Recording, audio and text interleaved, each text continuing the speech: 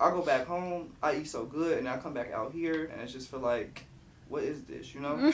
I'm still trying to like figure this out myself. How much can having a partner help you find yourself versus how much of yourself do you actually need to figure out beforehand?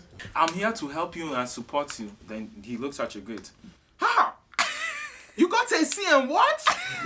Your biggest failure and how did you overcome it?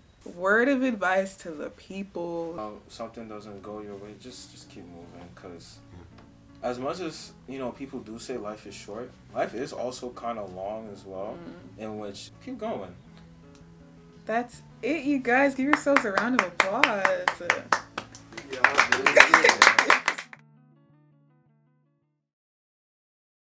Okay, we're going to talk about dating just for a little bit. Dating in this generation. Thoughts? I'll just open it up like that. I would say my experience is different than most people's, because in high school I very much was the nerd. So nobody You said you were a nerd? Oh, 100%. Nobody wanted to talk to me. I didn't want to talk to nobody. I didn't really care that much. So, and I got here, and I was like, you know what? Let me break out of my introvert shell, kind of. So I tried to talk to people, and I got lucky. And it worked. Yeah. I got lucky super early. I found my person, and we're still together today. Period. Yeah, so it's been over a year now. But I know other people got like crazy stories. I don't know if I can speak much on that though. So, well, yeah. I feel like freshman year, I didn't know what the heck I was doing. Just kind of just like going, just like going to frat parties. And then sophomore year, I was like really on my kind of personal, like my personal growth. So now this is like kind of what I'm trying to figure out, like, the whole dating scene here. Because I wasn't really like really looking for real before.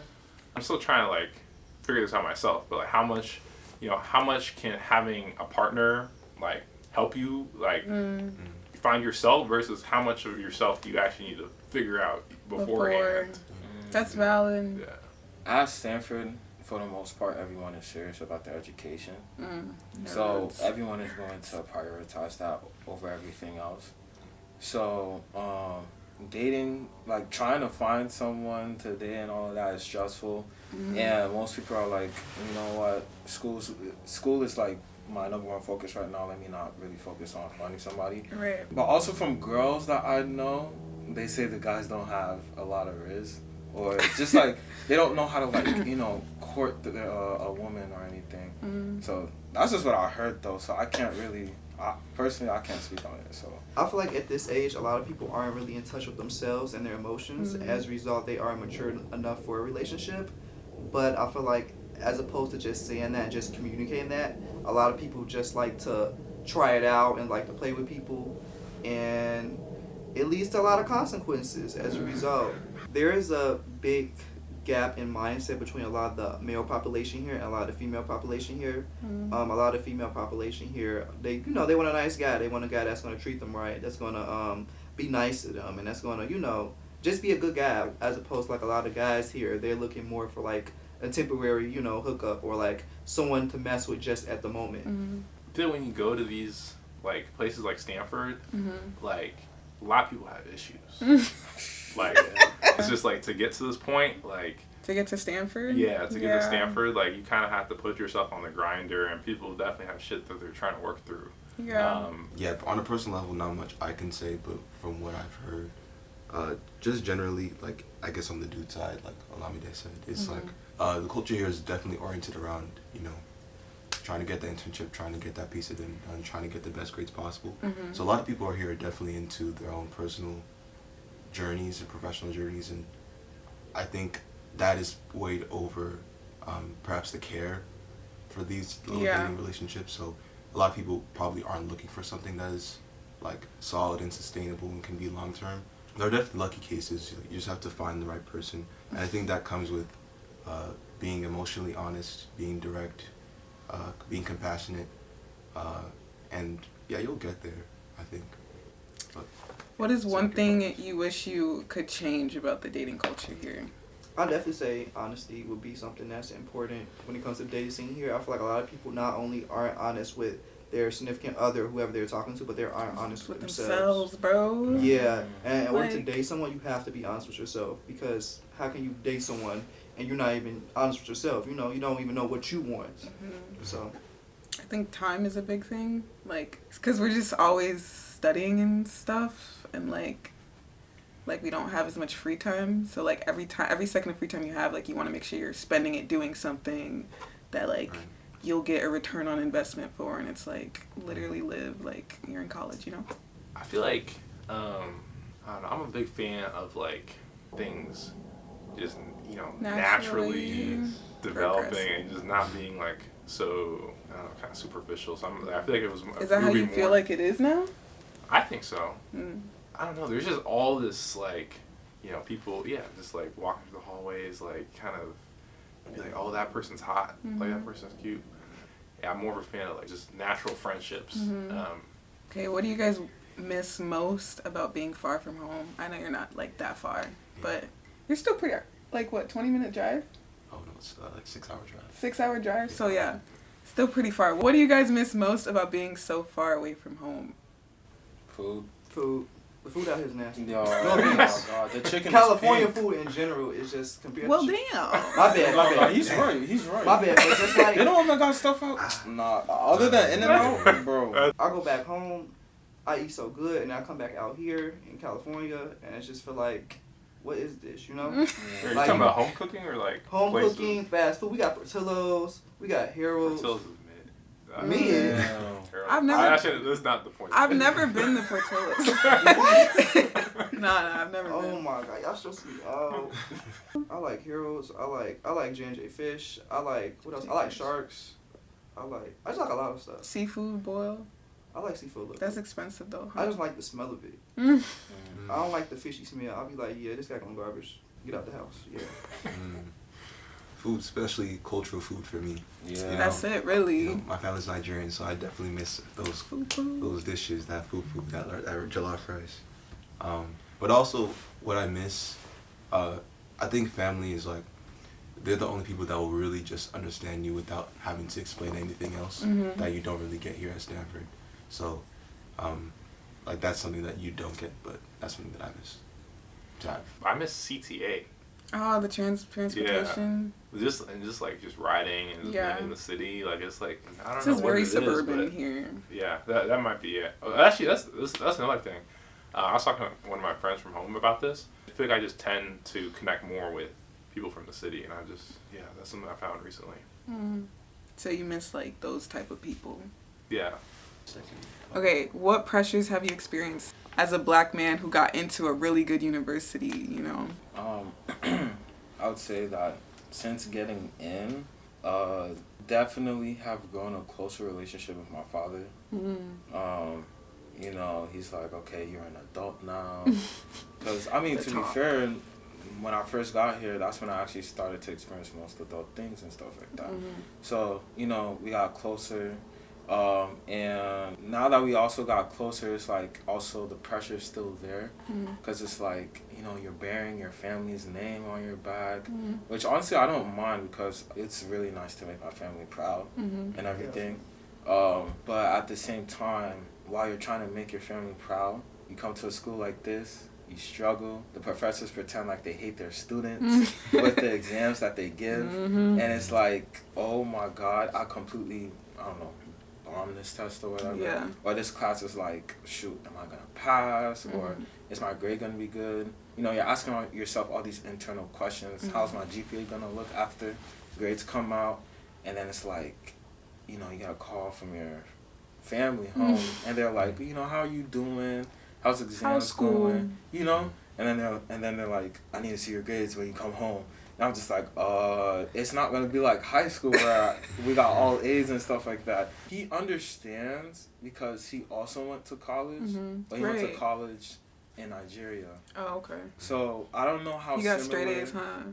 I don't know. First class. I was first in my class. Actually, my dad was not the one who said that he was the first in his class. Okay. It was my mom who usually told me that. I don't know. I feel like the expectations when I go home, seeing how the reactions because it's gonna be different. Because it's not all is. I can guarantee that right now. It's not all. But when your dad asks to see your grades, how does he say it?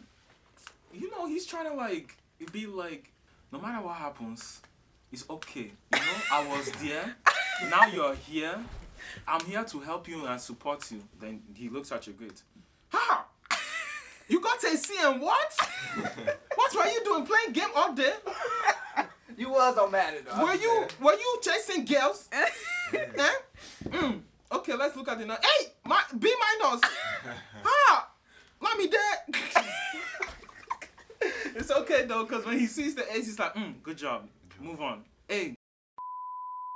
Yeah, just like that pressure of like, I want to make my family proud, but when you're struggling, you feel like you're failing a little bit at making your family proud because you're not necessarily excelling at the heights that you used to. Yeah. So being a low-income student coming here, with that mindset, it was like, hey, this is your ticket out. This is your ticket to put on for your people. This is your ticket for you to help the black community. This is your ticket for you to help the world. So for me, that's a lot of pressure. And for me, I overcome that by just taking it day by day because that's all you can do. Right. You can't be worrying about like, oh, I have to take all these hard classes for my major and I got to get this degree. And you can't think like that. Like, of course, it's nice to have that planned out. But like going to Stanford, you have to just take it day by day because if you're so stressed out about all your end goals, that's going to drive you crazy. Right. My biggest pressure is just myself and just being in my own head. As like not a low income student, like I feel like I'm not like trying to create like financial freedom. Everyone in my community is so proud of me. So it's like I feel like really supported. I'm really thankful for that. But I feel like for me, it's just like the pressure is like trying to figure out what exactly I offer the world and trying to make the most of it. So like when they're proud of you, you feel like they have a reason to be proud of you, or you're still trying to figure that out? I'm trying to internalize that. Because like I feel like there's a lot of good stuff going on, hopefully, but I'm just working on trying to internalize that. So it's more so just like, I would say more like personal, like self-confidence, just being confident in myself and not, shying away from what I've done and to say that, yeah, I'm proud of who I am. Pressure for me, it goes along with what I said earlier about like the relationship with school and my parents is they trust me that I'm going to handle my business a lot. So there's like it's like I'm trying to fit who I am and what I do with sometimes the image or the expectation of what I think they're ahead of me, which is that, okay, I'm handling everything as I should be, like I'm coursing through all these different hard classes and I'm still getting the grades I need to get. And it's difficult sometimes because it definitely makes me overwork myself or overwhelm myself trying to still make sure that they don't got to stress about me. They don't got to stress about me failing or getting a bad grade, bad GPA. They don't got to stress about paying for anything because I already got the scholarships taken care of and everything like that. So that's the pressure I put on myself to make sure that I don't put pressure on them. So I bear on the pressure all on myself sometimes, which is, it's hard to do. Okay, where do you go to for help on campus or in general? My community, for sure. Your community, is that back home or is that here? A mixture of both. I have a community back home that I go to and talk to. Just as motivation, just, as a way to know, like, this is what I'm doing it for. I'm doing this to help these people and to expose these people to a different lifestyle and to, empower them to want to do good on their own. And my community out here, of course, is like my friends. I love my friends, to be honest. Like, my friends really do be making my day. They really do be there for me, looking out for me. I can call them, text them, and they always look out for me. They'll definitely be keeping me sane here at Stanford. Like Quincy said, my community of friends here. Also speak to a few friends from back home as well who are also in college, different colleges. Being college students, we all know the struggles that we go through, so we can all relate on that. Some people have information that you don't know, advice that you never considered, and then you take it and then you're like, oh wow, that actually really helped me. Also booking appointments with like the career center or the academic center when you're having doubts or questions about your major or what classes you want to take, opportunities on campus, opportunities outside of campus, being comfortable with them, asking them questions, and taking the advice that they also give you is also very helpful. To be honest, I'm still definitely working on trying to like share what's going on with other people, because most of the time I don't really share it. I'm so thankful whenever my like parents call me, because I don't usually be calling other people, but like they'll hit me up, and just I get like just so much inspiration from them, and just hearing those words of affirmation is really helpful. But also, yeah, like the other day, I would end up just randomly, calling someone, and it just happened that we kind of were experiencing similar things. There's definitely a lot of value in reaching out to a community, even if it's like hard to see in the moment, or you don't feel like talking to someone. Even if I don't feel like talking, I'm trying to get better at still, having the strength to, lean on my support system, because it's like helpful. Even if it doesn't seem like you don't have something to offer in the moment, like you still do a lot of the times. I'm calling him, talking about kind of what's going on in my life, but at the same time in that call, since we were having the same experience, like he was able to get something from talking to me. Right. Like, I thought I was just leaning on him, but he was, gained support from me too. But you wouldn't know if you never reached out. Yeah. One, how do you feel like your social class, socioeconomic status has affected your experience on campus? I feel like in theory it's not supposed to really matter, because Stanford is supposed to, it provides scholarships for many low-income students and to help, supplement them not being able to afford things. But in actual application, it is definitely a culture shock coming here and seeing all this wealth here, and like seeing how a lot of the people here don't really have a lot of problems that like I grew up with or like I grew up seeing. So that definitely did kind of affect my experience, but it definitely did open my eyes to, it made me a lot more optimistic about life, in the sense that like now I know like that's the goal. So you want to have a good life. You want to have you want your family to be able to have nice things and to feel comfortable. You want your kids to be able to be exposed to a very rigorous yet enlightening education. So yeah.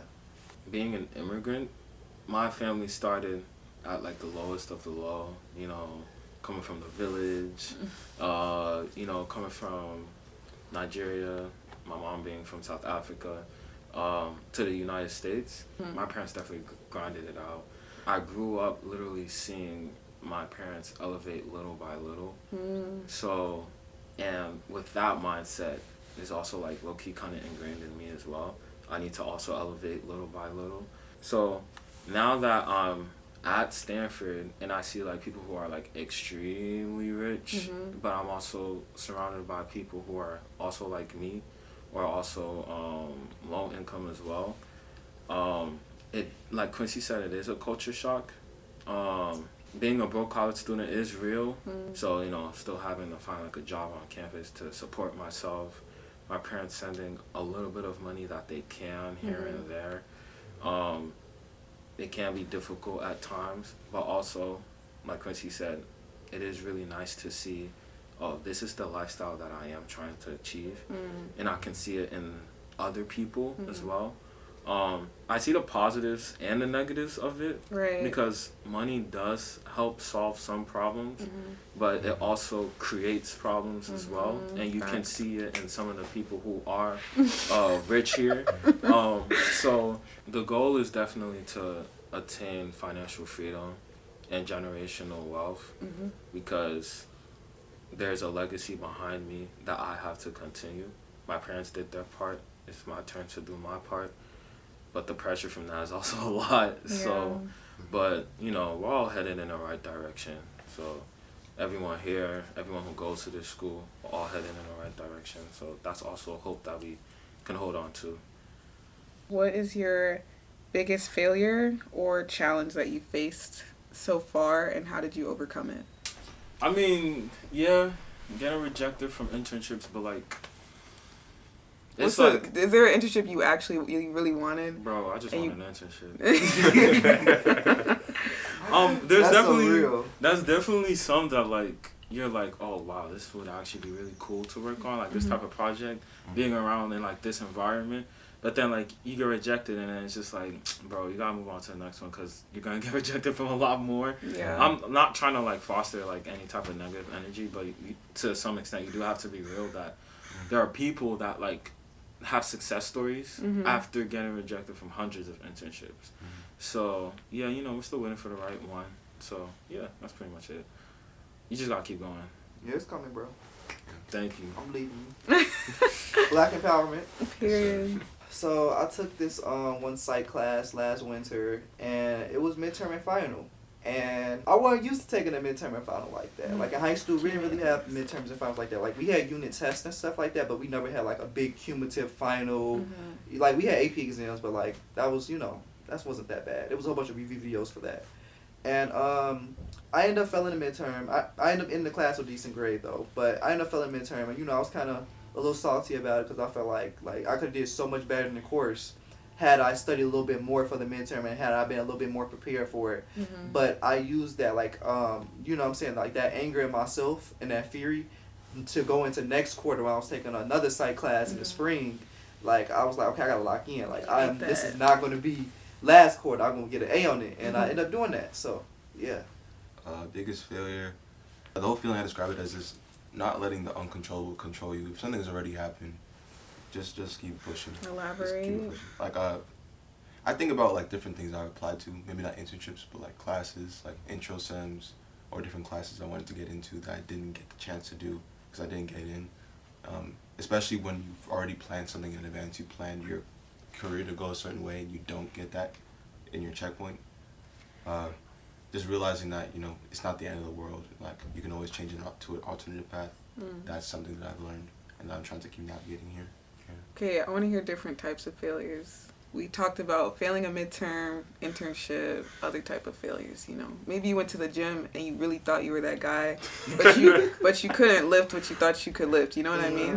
I mean, that's not too bad. It's not too bad. Maybe you shot your shot and you airballed, like, you know what I mean?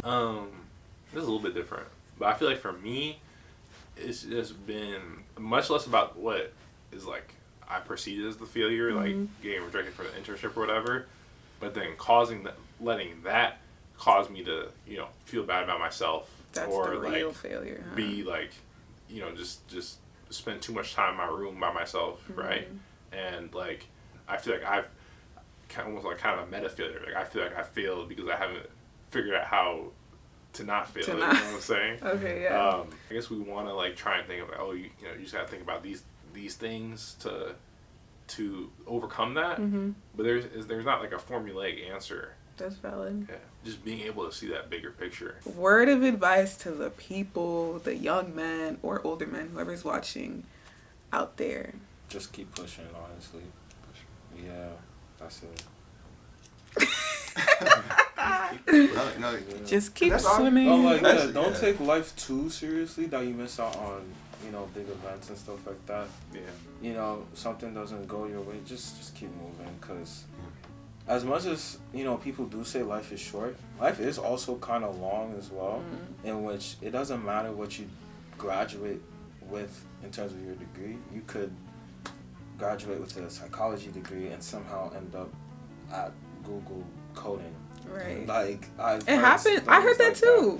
Yeah, and it's just like, you could go so many different paths in life. You just, you know, whatever happens now, if it's something that you won't worry about in 5 years, like a class that you're taking right now, you're not going to worry about it in 5 years.